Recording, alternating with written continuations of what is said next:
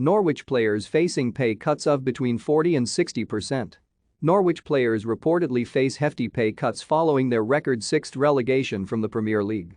Their drop had been expected for a number of weeks and was confirmed following their 2-0 defeat to manager Dean Smith's former side Aston Villa on Saturday.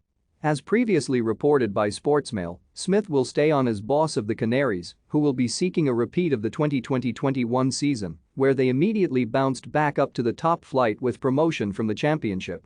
It might not be the same case for their players though, as the Telegraph have reported there could be many departures this summer.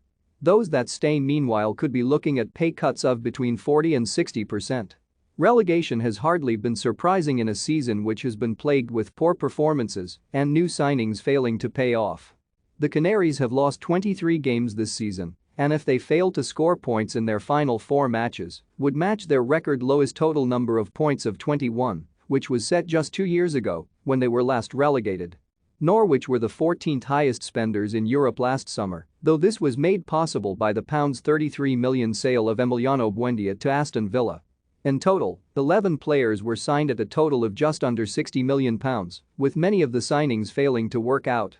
4 of those were loan signings, with Billy Gilmore, Brandon Williams, Ozan Kabak and Matthias Norman set to return to their parent clubs. They could find it tough also to keep the likes of Max Aarons and Milit Rashica ahead of next season. The future of Norwich's sporting director Stuart Webber also remains uncertain. Webber's contract expires in June, and it's said that no deal is yet on the table to extend his stay at the club. After the defeat to Aston Villa, Smith said, "It's a bitter disappointment and I fully take my responsibility.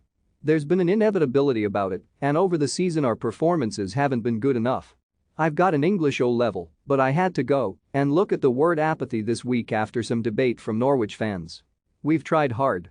It's imperative we have a tilt at the Championship. The last 2 times our club has been in it, you've won it." Smith was brought in to replace Daniel Farke in November with the club rock bottom, and it is understood the club were realistic about a potential relegation. The club appointed him with the primary goal of keeping them in the Premier League, but also pinpointed him as a man to take them back up the following year if they were relegated. "We move on very quickly now, and we are planning to get back up," added Smith. "We've got 4 games to go, and the club is very well run. We've only got 1 player out of contract in the summer, so there's not an awful lot we have to do.